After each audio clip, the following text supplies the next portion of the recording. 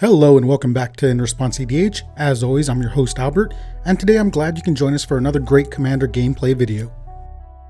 On today's episode, Jose is back and he's playing Maja, Rediguard Protector. This is a token deck that relies on his commander's ability to create an army of pumped up creatures to overwhelm his opponents. He decides to start the game with Authority of the Councils, Inspiring Call, Ancient Green Warden, Growth Spasm, Wooded Bastion, a forest, and a plains. Also joining us and making his second appearance on the channel is Devin, and he's brought with him Feldon of the Third Path. This is as close as you can get to a mono red reanimator deck. He wants to wheel the table a bunch of times and fill his graveyard with some big creatures to make token copies of them with his commander and outvalue his opponents. He's chosen to start with Chaos Warp, a Wormcoil Engine, Anvil of Bogarden, Combustible Gearhulk, Scalding Tarn, and this time, actual snow-covered mountains. Next up is Mike, and once again, he's playing as a Atraxa Super Friends deck. He's had a lot of success with it so far on the channel, and is trying to get another win with it today. He starts the game with Rhystic Study, Sylvan Library, Jace, Architect of Thought, Dam, Undergrowth Stadium, Godless Shrine, and an Arid Mesa. I'm up next and going last again, thanks to one of our patrons choosing the turn order. And I'll be playing my Lord Windgrace Lands Matters deck. If you've been keeping up with our content, it's done pretty well in previous episodes. This time I keep an opening hand with Soul Ring, Courser of Krufix, Cultivate, Tendershoot Dryad, Stomping Ground, Fabled Passage, and a Jund Panorama.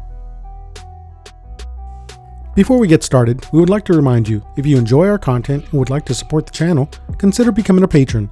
When you do, you're not only contributing to the channel's growth, but you're also being entered in our monthly giveaways, as well as receiving patron-only perks. All proceeds of our Patreon are reinvested back into the channel to bring you the best content possible.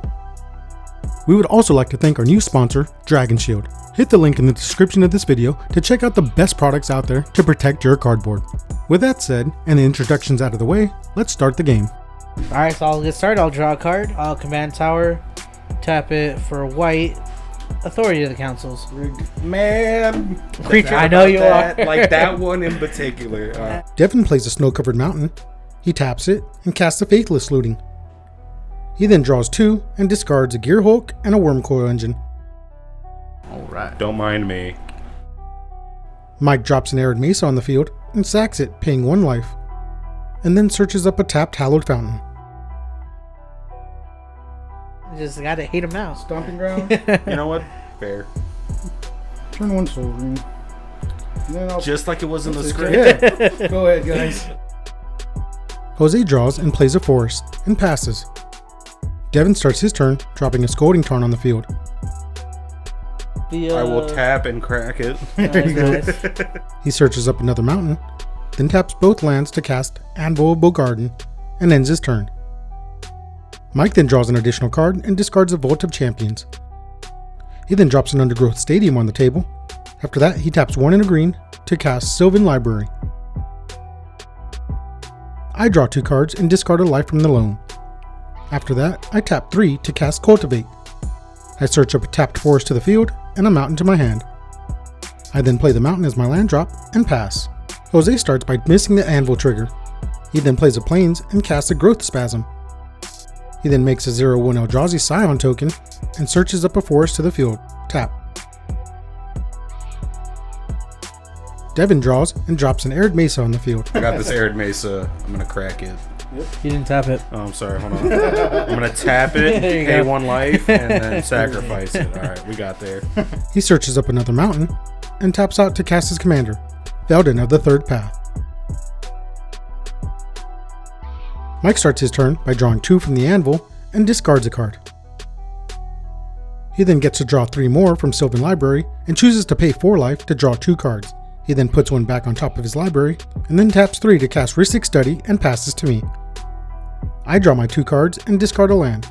After that, I play a Verdant Catacombs, tap it, sack it, and pay 1 life to search up an untapped Blood Crypt to the field, losing another 2 life. I then tap 5 to cast my commander, Lord Windgrace. You gonna pay 1? You got 1 now. No, you're good. I'm gonna You jewel just out gonna all let my him draw shit. cards like that? I use his -3 ability to return a Jund Panorama and Verdant Catacombs to the field. After that, I pay 1 mana and sack the Panorama to search up a basic mountain to the field. I then pay 1 life to sacrifice those Verdant Catacombs and grab an overgrown tomb to the field and pass. Jose starts turn 4 again, forgetting about the anvil trigger. He then taps 4 lands and sacks his token for mana to cast his commander, Maja, Bredegard Protector. He then plays a Prismatic Vista. Since the land enters, Maja makes a 1/1 human warrior token. Jose then pays 1 life and sacrifices the Vista to search up a plains, and Maja makes another warrior. Devin then starts his turn, remembering the anvil trigger. And Jose finally realizes something. Oh, I didn't even do that draw discard shit. I haven't done that draw discard shit. I've done it everything. He didn't discard till the I end of his didn't turn. discard. I was like, wait, I had to discard a card. That's right. 2 times I haven't done that shit. Oh well. That's- You guys just got more value than I did. It's I'm gonna okay. play a Jessica's Will. Did you want to pay Ooh. 1 extra for risk? Nah, you could draw a card as this resolves. Has this All right. commander out there? Does this resolve, I assume? Yeah. Yes, it does. I have All right. 5 cards. No, I'm targeting the Oh, guy right. with the Rhystic Study. What does it do? Devin then adds 9 red mana, since Mike has 9 cards in hand, and exiles the top 3 cards of his library. He reveals a Soul Ring, an Underworld Breach, and a Glorybringer. He uses 2 red mana to cast a Soul Ring, paying for the Rhystic Study. After that, he spends 3 more to activate his commander's ability, targeting the combustible Gearhulk in his graveyard and making a token copy of it. Devin targets Jose with the ETB, and Jose chooses to have him mill the top 3 cards, and takes 7 damage.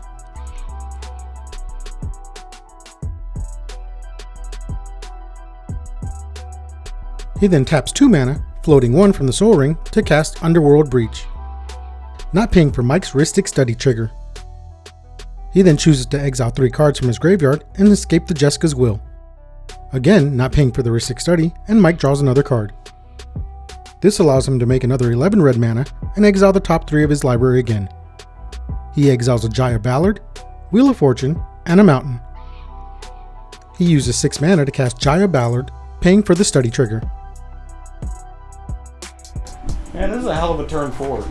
Devin chooses to use Jaya's top ability to add 3 more red mana. He spends another 4 mana to cast a Wheel of Fortune, paying for the Study trigger. We all discard our hands and draw a new 7. Did I just do this on accident? I just thought about that. With Underworld Breach, Jessica's Will, and Wheel of Fortune. After that, he escapes the Jessica's Will again, not paying the Study tax, and Mike draws a card. Devin now adds another 8 mana to his mana pool, and exiles a Gilded Lotus, a Mountain, and an Ancient Tomb. He then pays 6 mana to cast the Lotus, paying for the Study tax. He then taps the Lotus, and pays 1 more for the Study tax to recast the Jessica's Will for the 4th time this turn, making yet another 8 red mana. This time he exiles a Mana Vault, Duality Scrap Savant, and some Lightning Greaves. He spends 1 mana to cast the Mana Vault, and Mike decides to stop enabling him by drawing cards. He then casts the Duality, and follows that up by casting the Lightning Greaves, which he equips to his commander. After that, he escapes the Jessica's Will for the 5th time, adding 8 more red mana. He spends 7 of it to cast one of the exiled cards, Dracuseth, Maw of Flames. It comes in tapped, and Jose gains a life. Then he casts a Grim Monolith. He then taps the Monolith and the Vault for 6 mana to cast a Kicked Everflowing Chalice. After that, he uses Dualiti's -2 ability, sacrificing the Mana Vault to return the Wormcoil engine to the battlefield. I would like to go to my end step. That's okay with everybody. Alright, cool. I think, yep, that's it. That's all I got. Finally, the Underworld Breach gets sacrificed, and Mike starts his turn. Mike draws a couple cards and discards. He chooses not to keep any more with the library, and then he plays a Rejuvenating Springs as his land drop. After that, he taps out to cast his commander, Atraxa, Praetor's Voice. It enters tapped, and Jose gains another life. I start my turn not forgetting the anvil trigger. I then activate Windgrace's +2 ability to discard a land and draw 2. After that, I tap 7 to cast a World Breaker. Jose reminds me it comes in tapped, and I pay 1 for the Heuristic Study. Devin asked me to get rid of the authority of the consoles. Why not? But I don't pay him any mind and exile his Worm Coil Engine instead. I then play a Field of the Dead, but only control 6 different lands, so I don't make a zombie token. Jose goes back to forgetting about the anvil trigger, then he taps a green and a white mana to cast Rite of Harmony. We now remind him he didn't draw off the anvil, and he does. He then plays a Plains, making another warrior token from his commander, and draws a card. He then decides to cast a Kadama's Reach. Since 2 creatures entered, he gets to draw 2 more cards from the Rite of Harmony. Jose then moves to combat and swings 4 damage at Jaya and his commander at Duretti to take it out. After that, he ends his turn. Devin starts his turn drawing a couple cards and discarding. He then plays a War Room as his land drop. After that, he uses his Chalice to pay for a Ruby Medallion, paying 1 for the Study trigger. After that, he uses Jaya's second ability to discard 3 lands and draw 3 cards. He follows that up by activating his commander to make a copy of the Combustible Gearhulk again. Oh, nice. I'll target you again. I'll take the damage. Take the damage? I just tapped, I gain life. You're right. 2, 7 total, 11 total. Alright. Jose then takes 11 damage, and Devin follows that up by casting a Bedlam Reveler. It enters tapped, and Jose gains a life. He also discards his hand and draws 3 cards. I'm going to swing Drakuseth at your face. And I have some triggers. I would like... On attack triggers? Or? Yeah, it's on attack trigger. Lord Windgrace. I'm going to deal 3 damage to my...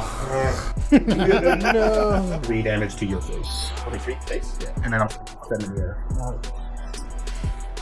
Public enemy number 1. After that, he ends the turn, and the Gearhulk token goes away. Mike draws from the anvil and discards. He then decides to pay 4 life to draw an extra card off the Sylvan Library.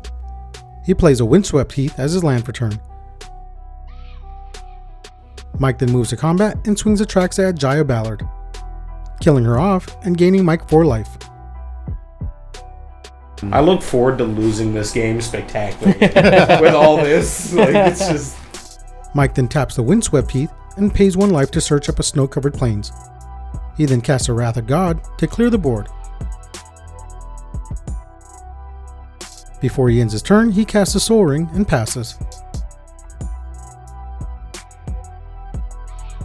I draw my cards and put down a Dark Boar Pathway on the field, making a tapped zombie from the Field of the Dead, and Jose gains a life. I then cast the Gitrog monster, not paying for the Study trigger. Oh, that's a good I card. just tapped. Did you want to pay extra for that one? And after that, I cast a Splendid Reclamation, paying for the Study trigger this time. I then return all 8 lands from my graveyard back to the battlefield, and make another 8 tapped zombies, and Jose gains 8 life. Jose once again misses the anvil trigger. He then taps out to cast his commander again. We remind him that he didn't draw the extra card and discard. He then plays a forest, makes a warrior token, and passes. Devin doesn't forget it though, and draws and discards. He then plays a tapped Myriad Landscape, and then casts a Trash for Treasure, sacrificing his Grim Monolith in order to return his Combustible Gearhulk to the battlefield. He targets Jose again, and Jose chooses for him to mill the top 3. He then loses 8 life. Devin then follows that up by casting a Karn Liberated.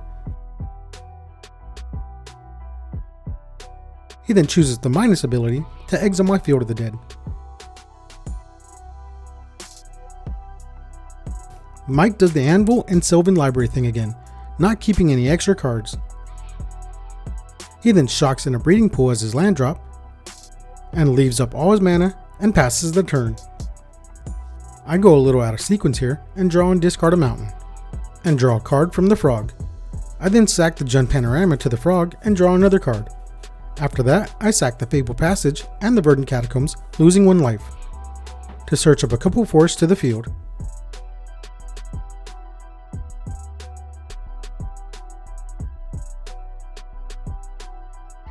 I follow that up by paying extra to recast my commander. I use his plus ability, pitching an Urborg to draw 2, plus 1 more for the frog. After that, I cast a Crucible of Worlds and pay an extra 1 to keep Mike from drawing. I then cast an Ancient Green Warden and can't pay for the study trigger this time. It comes in tapped and Jose gains a life. I then play the Verdant Catacombs and the Urborg out of my graveyard as my 2 land drops, thanks to the Gitrog monster. Yeah, you have like 40 cards in hand and you left all your mana up. I'm not doing anything suspicious here. I then move to combat. What's Karn at? 3? You don't have any blockers? No, they all come in tapped.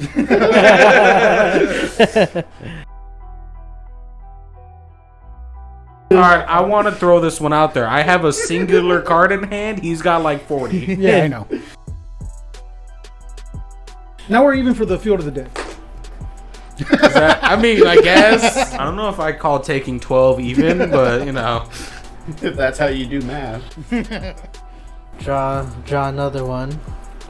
And discard a You card. did it. I'm proud of you. I did. I remembered. It's probably the first one this game. It is the first one in this game that I remember. Jose plays a Bountiful Promenade as his land drop and makes another warrior, followed by casting a Loyal Guardian. He then moves to combat and puts a +1/+1 counter on all of his creatures. He then attacks Lord Windgrace for 3 with his commander. I chump it with a zombie, and then he passes to Devin. Devin draws his cards and discards a card. He then taps 8 mana to cast Ugin the Spirit Dragon, not paying the study tax. In response, I sacrifice my Verdant Catacombs, forgetting to lose a life, in order to draw off the Gitrog monster. He then removes 6 counters from Ugin to exile the board. He follows that up by casting Reforge the Soul. You're gonna do something? What the fuck? That's new. Well, yeah, because I threatened to take his 35 cards away. I don't have an answer though. That's the problem. Oh, even better. With the spell on the stack, Mike responds with casting Cyclonic Rift to send all our permanents back to our hand. With the Cyclonic Rift on the stack, he casts a Vampiric Tutor, losing 2 life and searching a card to the top of his library. We then discard our hands and draw 7 cards. Devin then casts a Mana Crypt, followed by a Goblin Engineer. As it enters, he searches up a Codex Shredder and puts it in his graveyard. Before he ends his turn, he cracks the Myriad Landscape and passes. Mike starts his turn by playing an Exotic Orchard as his land drop. He then casts a Doubling Season, followed by our Smothering Tithe, and ends his turn. I start my turn deducting 2 life since I had forgotten to do so last turn. I then tap 3 and sacrifice a land to return the World Breaker to my hand, and losing another 2 life. I then tap 7 to cast the World Breaker. I use his cast ability to exile Mike's Doubling Season. I don't like that as much. Yeah. What a shame. What a damn shame. Yes. Yes, we are. When you do nothing and then you play Doubling Season and Smothering Tithe, this is what happens. I then play Aspire Garden as my land for turn. After that, I cast a Green Sun Zenith where X equals 4. While I search my library, Jose casts a Harrow to sacrifice a land and get 2 to the battlefield. I then search up an Oracle of Moldiah to the field and reveal the top card of my library, which is a Dictate of Erebos. I then play a Wooded Foothills as my second land drop and pass to Jose. Jose chooses not to pay the tithe tax, and Mike makes another treasure. He then casts an Avenger of Zendikar and makes 10 plant tokens. You can't just play Avengers in the card and not say anything. Oh, I said Thank it. you. No one paid attention now. I saw it hit the table. I didn't hear any words. Exactly. He then plays a Windswept Heath, putting a +1/+1 counter on each of his plants. After that, he cracks the fetch land, grabbing a forest to the field and putting another +1/+1 counter on all the plants. He then casts a Grow from the Ashes to search up another land to the field, but in response, I cast a Deadly Rollick on the Avenger. Couldn't do that when he cracked the fetch land earlier? I didn't see it. I was talking. Oh, damn it. He then passes to Devin. Alright, Mana Crypt. Cast Odds for is 3. always damage. Devin loses the die roll and 3 life. He then draws for turn and allows Mike to make a tithe treasure. He then casts a Thran Dynamo, followed by a Goblin Welder. and then casts Shenanigans, targeting Mike's Soul Ring. After that, he casts an Oxen of Agonis, discarding his hand and drawing 3 cards, not paying for any of the tithe triggers. I want to see what's in your graveyard. No! Devin then sacrifices the Mana Crypt to the Goblin Engineer and returns the Codex Shredder to the battlefield. After that, he just ends his turn. Mike draws for turn and plays a Verdant Catacombs as his land drop. He then casts an Eerie Ultimatum to return pretty much every card in his graveyard to the battlefield. You want me to do all this? You might as well. Oh, no problem. Pretty sure the game's over? Yeah. let's-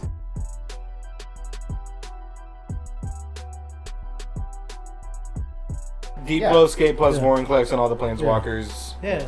they're See, all you gonna just make rope the- it. Don't worry, I won't use this. Yeah. And you're banned again. I'll switch decks. I feel bad a little bit. Well, here we are again. Mike and his Atraxa deck win again. Even though he didn't play a single Planeswalker this game, he actually benefited from all the discarding wheels that were coming from Devin's direction. All he had to do was buy his time until he can find a tutor to get the ultimatum, and being the only blue deck at the table, I'm sure he knew it was a clear path to victory for him. Believe it or not, Devin's turn 4 was like 45 minutes long. I'm sure there was a winning line somewhere in there. He could have continued escaping the Jessica's Will and Wheel of Fortune, but decided to just end his turn so we can all get back to playing Magic. Side note, he is willing to listen to suggestions on how he can abuse the loop further, so drop some suggestions in the comments section. Jose did a great job with 2 things in the game, and that was shutting down Devin's deck from attacking and missing Anvil triggers. I don't think it affected the game much, but it was pretty funny. The authority of the consoles on turn 1 did hurt the table since it allowed Mike to feel no pressure this game, especially since Devin couldn't attack us with any of his Feldon tokens.